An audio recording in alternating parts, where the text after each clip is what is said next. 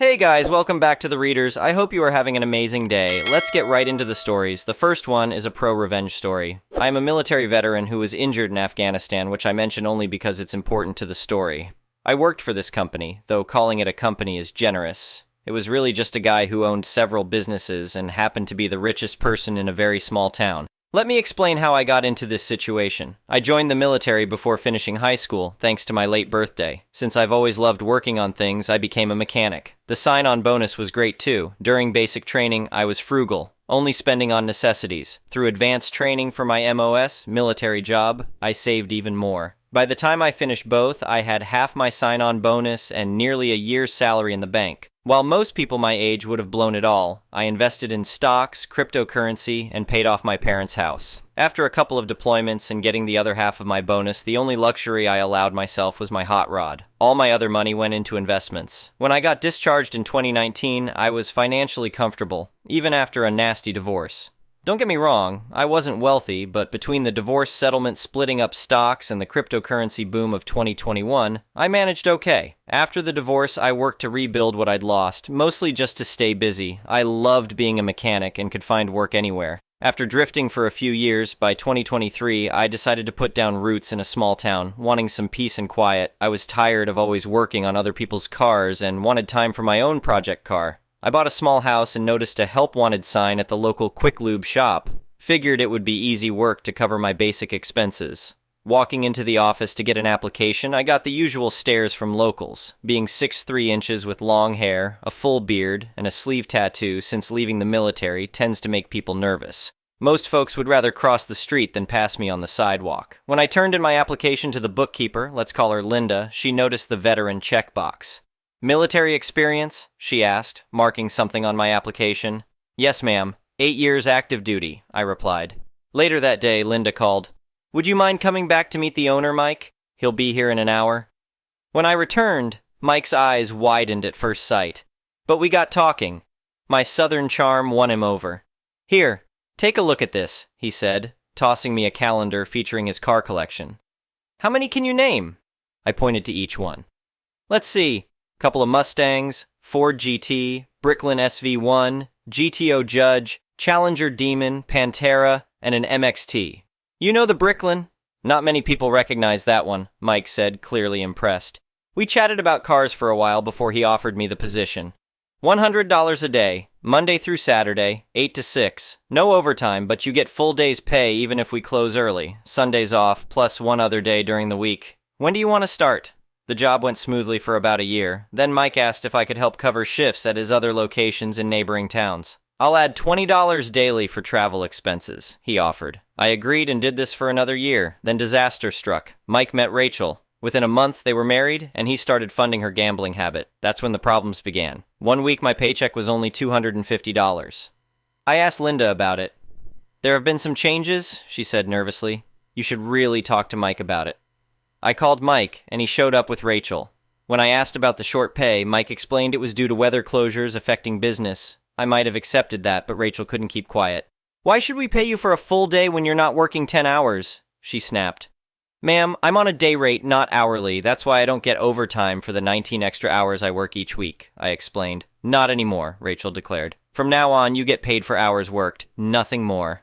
The next week was incredibly busy. We stayed late several days and I covered for a sick coworker on my day off. My paycheck should have been over $800 but was only $600. What happened to my pay? I asked Mike. We agreed on $100 a day, he shrugged. I worked 80 hours last week, I pointed out. Rachel strutted in. What's he complaining about now? He's upset about his pay, Mike said. You're contracted labor, Rachel sneered. You agreed to $100 per day. Why would we pay more? I looked at Mike. Is that how it is? You heard the lady, he replied. I went home frustrated but tried to stay rational. The job wasn't hard and I only needed it for basic expenses. The only other options in town were assembling sheds or working at the chicken processing plant. Things got worse when Rachel started power tripping. One day she was berating my coworker in front of customers about what she claimed was an OSHA violation, wearing tinted safety glasses. This was ridiculous since our bays faced east-west and we needed eye protection from the sun. I shook my head walking past. You got something to say, you oversized punk? Rachel shouted. I kept walking, but later talked to Linda. You need to warn Mike before Rachel's mouth causes serious problems. I just keep the books, Linda said. Leave me out of it. This nonsense continued for another year until I reached my breaking point. The day everything changed, I was already in a dark place. I just learned that my buddy who saved my life in Afghanistan had been killed by a drunk driver. I'm working the pit today, I told my coworkers. Just let me be. They understood something was wrong. I thought I'd avoid drama since I was at the farthest shop from the main location, opposite direction from the casinos where Rachel usually hung out. No such luck. Rachel stormed into the pit, Mike trailing behind. Mike! Look at this disaster!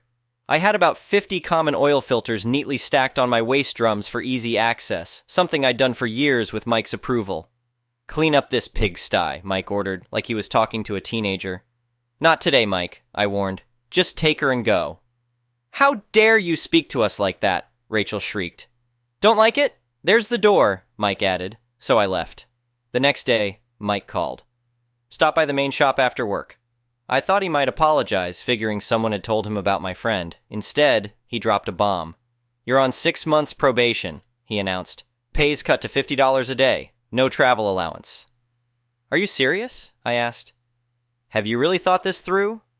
You're lucky I don't fire you, Mike sneered. If I didn't feel sorry for a struggling disabled vet, you'd be gone. I started laughing. Something funny? Mike demanded. I drew myself up to full height, stepping closer. You should reconsider your life choices and business partners. What, you gonna sue me? Mike scoffed. Go ahead if you can afford it. What's your VA check, like $1,000 a month? We both know you need this job. That wasn't my plan initially, but it sparked something. I called a labor lawyer that day, paid the $3,000 retainer, and started building a case for unsafe work environment, unpaid overtime, and minimum wage violations, all while continuing to work there. The lawyer, an ex-Marine, seemed to understand my strategy and took 6 months to prepare everything. When the paperwork was finally served to Mike and Rachel at the main shop, they exploded. I ought to kick your ungrateful ass, Mike shouted. You're fired, you faker, Rachel screamed. Bet you weren't even really in the military. The process server recorded everything, and my lawyer added wrongful termination to the lawsuit. 9 months later, Mike settled for $175,000 rather than face a jury. The state labor board also fined him $50,000 for wage violations. Rachel left town shortly after. Turned out she had outstanding warrants in Nevada. I used part of the money to start my own mobile oil change service. Word spread quickly about Mike's treatment of veterans, and his business suffered. Last I heard, he sold the shops to a national chain and moved to Florida. The best part? Those struggling disabled vet comments came back to bite him. My VA disability wasn't $1,000. It was $3,200 tax-free, plus I had a decent investment portfolio from my signing bonus and combat pay. I never needed that job, I just enjoyed the work and staying busy. I still run my mobile service, but now I also mentor other vets starting businesses. Most importantly, I make sure to treat my employees with respect and pay them fairly.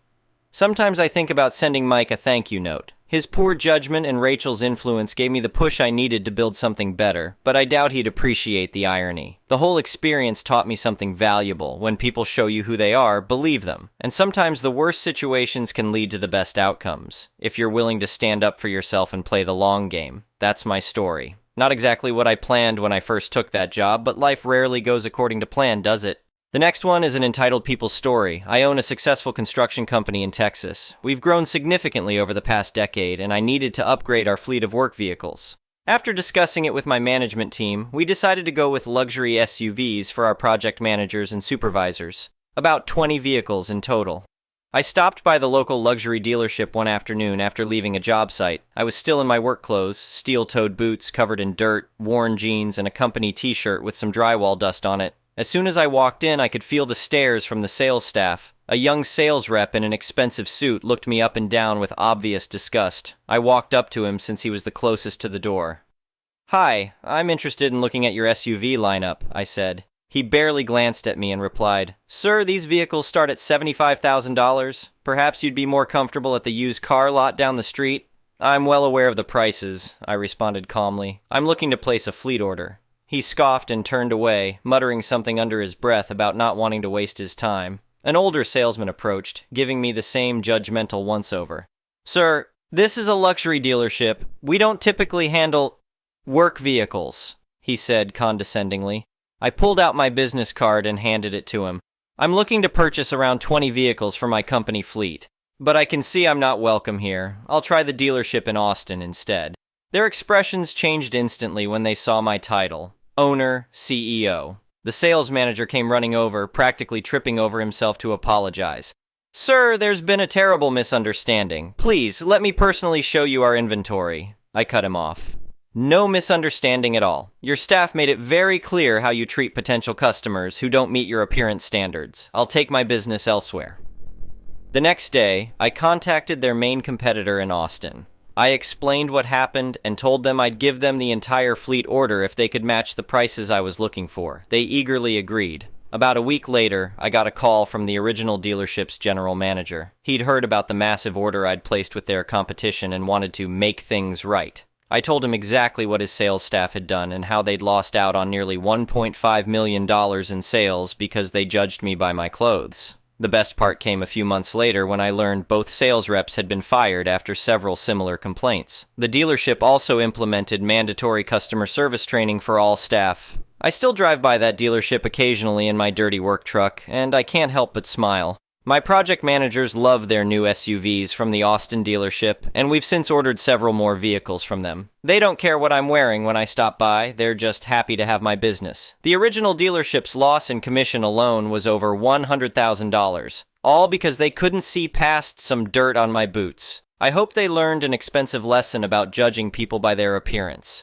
The next one is a petty revenge story. I'm working at Early, voting for my town for the upcoming election. We're in the final 4 hours after 14 solid days. My specialty is same-day voting registration, which means you've waited all year to register to vote, including the opportunity to do so online, but now it's an emergency. After we get you registered, we get you a ballot and walk you through the process of filling it out and turning it in. We also handle special voter issues that the regular check-in folk can't. It takes about 5 to 10 minutes to get someone registered and voting. I'm consistently at the 5-minute mark. A woman comes back to us asking if we can correct the registered spelling of her name, our error, and literally a 30-second effort. I asked the next woman in line if she'd mind if I took care of this, and got the earful, "I've been waiting 20 minutes, I don't have the time. Just no," in a very rude voice. Cue petty revenge. I ask my partner to handle the woman and then ask the next woman in line to join me at the other computer. Yes, it goes faster with 2 people, but 1 person can do the job. I walk with the second woman the 40 feet to the second computer, quickly fix the error on the other record, and then get this woman registered and voting in about 5 minutes. I then return to the first desk to drop off the registration form and get another customer. I had her completed and the complaining woman was still being worked. She could have been gone 10 minutes ago. The next one is a malicious compliance story. Years ago, I moved into a new apartment while studying abroad. The landlord was, well, let's just say he was a real shark. The guy had a dozen properties rented out to students and a reputation for squeezing every last penny out of his tenants. By coincidence, I ended up dating a fellow student who happened to rent from him in the next building over and who moved out 6 months in, so I had advance warning of what to expect on move-out day. When she moved out, she had broken a single plate and lost a fork, so somehow got charged for an entire new matching set of plates and cutlery. She even replaced the plate and fork herself, but that wasn't good enough for Mr. Sharklord. No, he insisted on billing her for a full, brand new set. Of course, she learned later from her ex-flatmate that he only replaced the missing items and pocketed the difference. Imagine the profit accumulating over the years over a dozen apartments, when for every student you charge the price of a new set, but actually only buy 1 replacement set for 1 fork here, 1 glass there, pocketing the difference. Not just shady, but utterly petty. Now, when myself and my best friend had moved in, landlord proudly tells us about the brand new mattresses in our rooms. A year later, when my friend was moving out, we did a massive deep clean, left the place sparkling, and made sure to replace anything missing.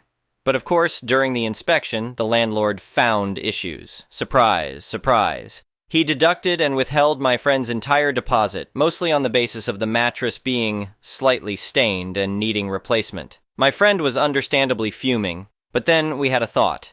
If he was charging us for a new mattress, then my friend had technically just paid for this one. So technically it was his. And equally technically, it just wouldn't be considerate to leave personal belongings cluttering up the landlord's apartment after he moved out, would it? Moving out means moving out.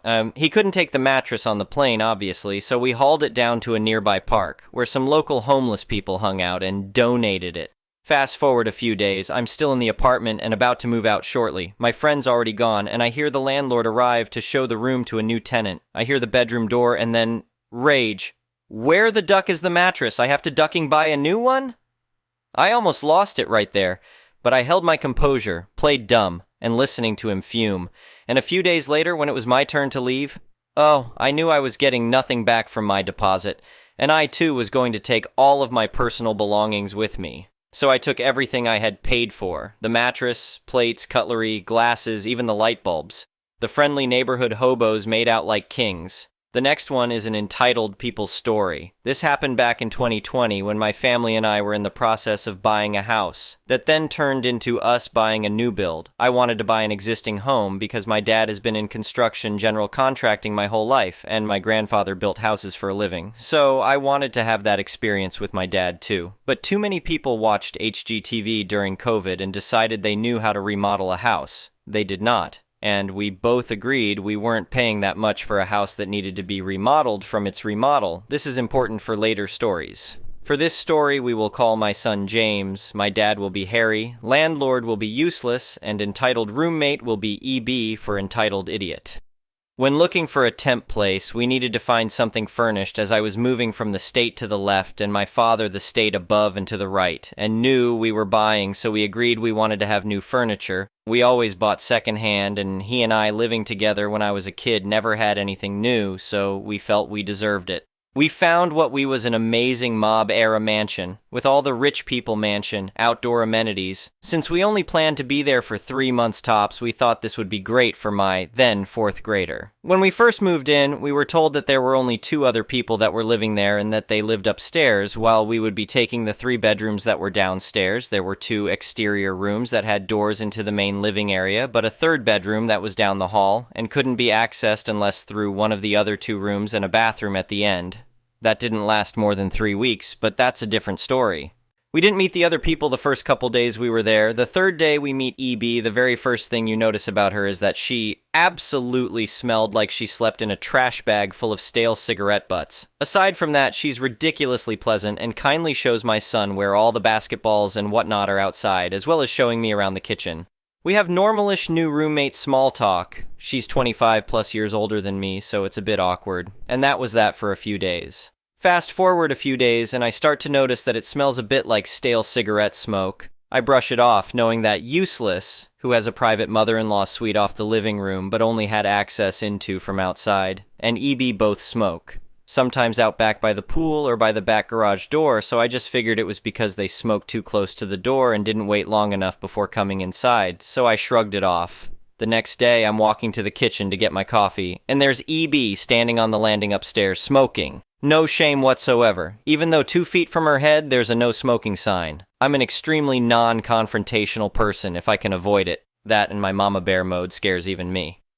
So I said nothing, got my coffee, and went back to my room and called my father. Harry is pissed. He's a former smoker and is one of those, yeah, I used to be a smoker, but now I hate them types. He calls Useless, and I'm assured that it won't happen again. Joke's on me, it would in fact keep happening over and over and over. Everything seems fine the next day, until I'm in the kitchen making dinner. EB comes screeching into the kitchen like a deranged and possessed pterodactyl. She starts lighting into me, and I'll never forget the words she said. They were actually hilarious. She goes, "You ducking fat, entitled ducking princess-ass narwhal, who the hell do you think you are?" I look at her like a deer in the headlights, tripping on LCD because it thought it saw a 5-headed cougar after it, then proceeded to ask her what she's talking about. For the next 10 minutes, she switches between screaming and screeching at me about how it's ducked up that she has to smoke all because my dumbass kid is in the house now. I'm internally seething and can't leave because I'm cooking something that can't be stopped once started and must be constantly stirred. I'm doing my best to ignore her, but finally get annoyed and pick up my phone to call Harry. This EB then screeched, "Of course the fat idiot who can't live without daddy paying her bills is going to whine to daddy." I've lost it at this point, put my phone in my pocket, pick up the pan, walk past her into my room. Don't worry, dear readers, thankfully the food was nearly done cooking so I could finish it off the heat. Not 5 minutes later, there is a loud, firm, and insistent knock on my door. There's Useless fuming. He then starts raging at me about cooking in the rooms. One of the rules was no cooking in the rooms. So I ask him, "Who's cooking?" And he wags his finger at the pan in my hand. So I look at him and say, "Oh, that. I simply decided to bring my child his dinner in his room so he didn't have to listen to the irate banshee that's blaming him for the reason why she can't smoke in the house, even though you have signs plastered in nearly every room of the house." He looked at me for a minute, then just turned and huffed away. Nothing has been said over the next couple of days. I barely see EB, and when I do, she's at least silent, so I think that's that. Again, boy, was I wrong. I go to take a shower one morning, and I'm a later shower taker, as I like to have my coffee, wake-up juice of the day, and smoke a joint, which I do while walking the dog. So I'm not even on the property. It's probably 10:30, 11. It was already warm in the bathroom, so I opened the tiny window above the mirror. A few minutes after I'm in the shower, I again smell smoke in the house. This time is different, though. I decide to get out of the shower long enough to ask my son to call Harry and tell him it's happening again. As I'm stepping out of the shower, the same time EB sticks her lips up to the screen of the bathroom window and a cloud of smoke follows. Turns out she was standing on the storage box for the garden hose. Thankfully, my son hates putting his head under the shower head, so we have a cup in the shower. I filled it and tossed out the window. Her shrill gasp was music to my ears. There, quote, "as a ton more crazy ass entitled stories about this woman." And before y'all ask, finding a furnished space for 3 people and a small dog for a reasonable price in a major tourist area in the States was impossible, and beggars can't be choosers. So I had to suck it up, unfortunately. Thank you for watching. I would really appreciate it if you could like the video and subscribe to our channel if you haven't already. We'll see you again tomorrow.